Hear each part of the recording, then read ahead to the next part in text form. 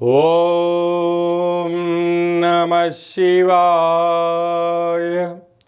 ఓం నమో నారాయణాయ. కర్మ నరదృష్టి నివారణ కాళభైరవాయ నమో నమః. ఓం గురు అరిష్టేతు సంప్రాప్తే గురు పూజాంచ కారయేత్. గురుధ్యానం ప్రవక్ష్యామి.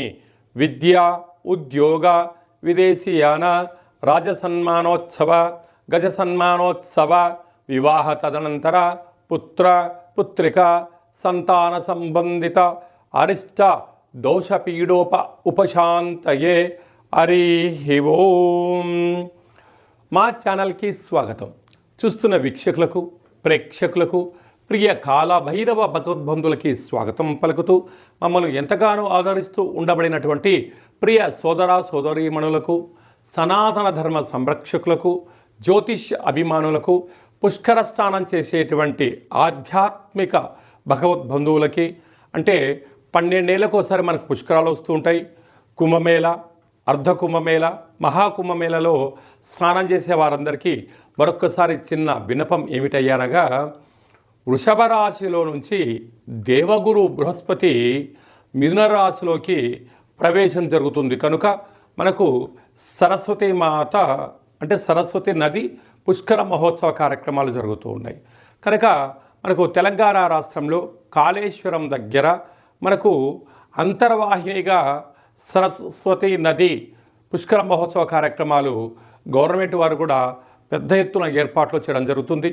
కనుక మనమందరము కూడా మే నెల 15వ తారీఖు నుండి 27వ తారీఖు వరకు మన వీలును బట్టి వెళ్ళి పుష్కర స్నానాన్ని ఆచరింపజేసుకొని ముక్కోటి దేవతల యొక్క ఆశీస్సులు, పుష్కరుడి యొక్క ఆశీస్సులు పొందాలని కోరుకుంటూ, అందరిపైనను 12 రాశులపైనను ఈ భూమండలం మీద ఉండబడినటువంటి అనేక జంతువులపైనను, పక్షులపైనను, ప్రకృతిపైనను దేవగురు బృహస్పతి యొక్క ఆశీస్సులు ఉండాలని కోరుకుంటూ, అందరినీ చల్లగా ఆశీర్వదించమని కోరుకుంటూ మనము స్వామివారిని వేడుకుందాం.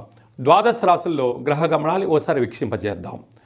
15/5/2025 నుండి 31/5/2025 వరకు 12 రాశుల్లో గ్రహ గమనాల్ని మరొక్కసారి వీక్షింపచేద్దాం. మేషరాశిలో బుధ భగవానుడు సంచార స్థితి, వృషభ రాశిలో రవి భగవానుడు ఏడాది తర్వాత సంచార స్థితి, 12 సంవత్సరముల తర్వాత మిథున రాశిలో దేవగురు బృహస్పతి సంచార స్థితి, కర్కాటక రాశిలో కుజ భగవానుడు నీచభంగ రాజయోగ సంచార స్థితి, కన్యరాశిలో కేతు సంచార స్థితి, మీనరాశిలో శుక్ర భగవానుడు, శని భగవానుడు, రాహు భగవానుడు సంచార స్థితితో ప్రారంభంలో ఇలా ఉన్నాయి. 19వ తారీఖు 5వ నెల 2025 నుండి రాహు భగవానుడు కుంభరాశిలోకి సంచార స్థితి, కేతు భగవానుడు సింహరాశిలో సంచార స్థితితో 12 రాశుల్లో గ్రహ గమనాలను మనం ఒకసారి వీక్షింపచేసాం. మిథున రాశి వారికి 12 సంవత్సరం తర్వాత రాశిలోనే దేవగురు బృహస్పతి సరస్వతి నది పుష్కర సందర్భంగా ప్రవేశించడం, సంచారం చేయడం వలన విద్య, ఉద్యోగ, విదేశీయాన, ఆధ్యాత్మిక చింతన, తీర్థయాత్రలు, సేవా కార్యక్రమాలు, అన్నదాన కార్యక్రమాలు, వస్త్ర దాన కార్యక్రమాలలో పాల్గొనాలి అనేటి మీ కోరిక నెరవేరుతుంది. గురువుల యొక్క సేవ, దేవాలయ ప్రదక్షిణము, దేవాలయంలో సేవ, సత్సంగ మహోత్సవ కార్యక్రమంలో పాల్గొనడానికి చాలా మీరు ముగ్గు చూపిస్తారని చెప్పి కనుకోవాలి. ఇక మిథునరాశి వారికి ఇంకనూ యోగం కలగాలి అన్నట్లయితే ప్రవహించే నీటిలో పసుపు రంగు కలిగినట్టు వస్త్రాన్ని దానం చేయడం, పసుపును కొబ్బరికాయని నీటిలో వదిలేయడం వలన గురుయోగ్యత శక్తి కలిగి అద్భుత రాజయోగం మిథునరాశి వారి సొంతమవుతుంది. 2వ స్థానంలో కుజుడు సంచారం చేయడం వలన రుణ సమస్యలు, రోగ సమస్యలు తొలగిపోయే పరిస్థితి ఉంటుంది. ఇలాంటప్పుడే మౌనం, ధ్యానం, ఏకాగ్రత, సత్ప్రవర్తన వలన మీరు మరో మెట్టెక్కి స్థిరచర ఆస్తులు మీ సొంతం కాబోతాయి. అదే కాకుండా కూడా అర్ధాష్టమ కేతు, చిన్న చిన్న విషయాలకు ఆందోళన వద్దు. రాజ్యస్థానంలో శుక్రుడు, శని, రాహు సంచార స్థితి ఉండడం వలన ఉద్యోగస్తులలో, వ్యాపారాలలో గృహ మార్పు, ఉద్యోగ మార్పు కనిపించే పరిస్థితి ఉంటుంది. కనుక మీరు పెద్దగా ఆందోళన చెందనక్కర్లేదు. మీరు నిత్య నైతికంగా ఏ ఉద్యోగాన్ని అయితే చేస్తున్నారో, ఏ వ్యాపారాన్ని అయితే చేస్తున్నారో, ఏ కార్యకలాపాలు చేస్తున్నారో వాటిలో సమయాన్ని వెచ్చించి ఆనందకరమైనటువంటిగా మీరు మలుచుకోగలిగితే మిమ్మల్ని మించినటువంటి రారాజు ఎవరు లేరు అని చెప్పి కూడా గమనించాలి. ఏకాదశంలో బుధ భగవానుడు సంచారం చేయడం వలన మీ బుద్ధే, మీ పెట్టుబడి, మీ సత్ప్రవర్తనే, మీ విజయము, సమయపాలనే మీకు అనంతమైన సంపద మీ సొంతం కాబోతుంది. వ్యయంలో ఏడాది తర్వాత రవి భగవానుడు సంచారం చేయడం వలన చిన్న చిన్న విషయాలకు ఆందోళన తగదు. అలాగనే అనవసర ఖర్చులు, వైద్య సేవనం ఉండేటువంటి పరిస్థితి ఉంటుంది. కనుక ఆరోగ్యాన్ని కాపాడుకోండి. వేలకు తిండి, వేలకు నిద్ర, ఆసనం, ధ్యానం, సత్ప్రవర్తన ఉండగలిగినట్లయితే అన్నింటా విజయం మిథున రాశి వారి సొంతమవుతుంది. స్వయం వృత్తులు, సేవా రంగాలు, పోలీస్ శాఖ, రక్షణ శాఖ, మార్కెటింగ్ రంగంలో ఉండబడిన వారు, ఇంజనీర్ రంగంలో ఉండబడినారు, వ్యవసాయ సోదరీమణులు, గృహ భవన నిర్మాణ కార్యక్రమాన్ని చేసేవారందరికీ కూడా చాలా మంచి కాలం ఉందని చెప్పి గమనించాలి. మే మాసంలో ద్వితీయార్థంలో ముఖ్యమైనటువంటి పండుగల నుంచి క్లుప్తంగా, సవివరంగా, సంపూర్ణంగా తెలుసుకుందాం. మనకు విశేషంగా 20వ తారీఖున వైశాఖ మాస బహుళ అష్టమి, అలాగనే 27వ తారీఖున వైశాఖ మాస కృష్ణపక్ష అమావాస్య సందర్భంగా మనమందరము కూడా గృహాన్ని శుద్ధిగా పెట్టుకొని కాళభైరవ స్మరణ, ధ్యానము, కాళభైరవ స్మరణ అష్టకాన్ని వినడం, సునకపు మహారాజు గారికి ఆహారాన్ని ఏర్పాటు చేయడం, అలాగనే కాకి వాహన దేవతకు ఆహారాన్ని ఏర్పాటు చేయడం వలన సంచిత కర్మ, ప్రారబ్ధ కర్మ, ఆగమిక కర్మలు తొలగిపోతాయని చెప్పి గమనించాలి. అలా కుదరలేదు అనుకుంటున్న వారందరూ కూడా మన యొక్క దేవాలయంలో నిత్యము కాళభైరవ హోమ కార్యక్రమాలు జరుగుతూ ఉంటాయి. ఈ కింది నెంబర్ను సంప్రదించినట్లయితే మీకు వీడియో కాల్ చేసి స్వామివారి యొక్క దర్శనం చేయించి మీరు అనుకున్న అన్ని పనులను విజయం సాధించేటువంటి కాళభైరవ హోమ కార్యక్రమాన్ని చేయించడం జరుగుతుందని చెప్పి కూడా గమనించాలి. అదే కాకుండా మనకు 15వ తారీఖు నుంచి 27వ తారీఖు వరకు మనకు సరస్వతి నది పుష్కరాల సందర్భంగా వీలైనంత వరకు వెళ్దాం, స్నానం చేద్దాం. గతించినటువంటి పెద్దవారికి అక్కడ హిరణ్య శ్రాద్ధము, సువర్ణ శ్రాద్ధము, అలాగా అనేక కార్యక్రమాలు, దశదానాలు చేయడం వలన వారి యొక్క ఆశీస్సులు మన కుటుంబాలకు శ్రీరామ రక్ష అని చెప్పి గమనించగలగాలి. అలా వెళ్ళలేనటువంటి వారందరికీ కూడా మనము ఆదివారము, మాస శివరాత్రి ఆదివారం సందర్భంగా అక్కడ కాళేశ్వరం దగ్గర ఇలాంటి కార్యక్రమాలు ఏర్పాటు చేయడం జరిగింది. వెళ్ళలేనటువంటి వారందరూ కూడా మీ పేర్లు, గోత్రనామములు, గతించిన వారి పేర్లను వాట్సాప్లో మీరు పంపించగలిగినట్లయితే మీకు వీడియో కాల్ చేయించి చూపించి దండం పెట్టించి మీకు ఆ పుష్కర జలాన్ని ప్రసాదంగా అందజేయడం జరుగుతుంది. అలాగా పుష్కర స్నానం చేయడం వలన దేవతల యొక్క ఆశీస్సులు, గతించిన వారికి ఆ శ్రాద్ధకర్మలు అంటే పిండ ప్రధాన కార్యక్రమాలు చేయించడం వలన వంశాభివృద్ధి కలుగుతుంది.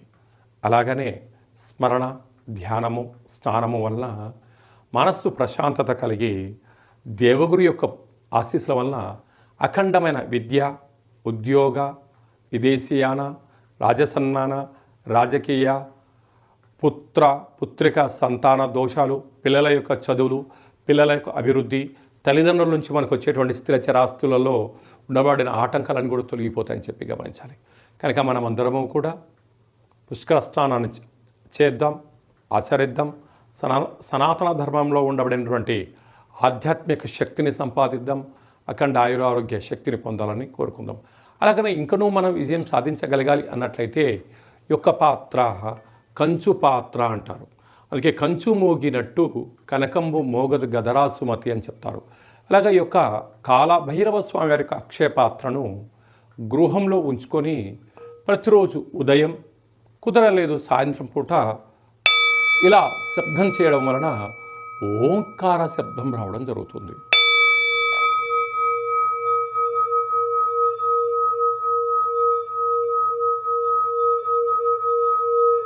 ఈ ఓంకార శబ్దాన్ని సృష్టించడం వలన, వినడం వలన మన మనస్సు ప్రశాంతత ఉండడం, గృహంలో ఉండబడినటువంటి జ్యేష్ఠాదేవి బయటికి వెళ్ళిపోవడం, ఇంట్లో వాస్తుదోషం తొలగిపోవడం, మానవుని శరీరంలో చక్రాలు వికసింపచేయడం, మనం ఏదైతే అనుకుంటున్నామో ఆ పనులు అన్నిటినీ కూడా కాళభైరవ స్వామి దేవ ముందుండి నెరవేర్చడం జరుగుతుంది.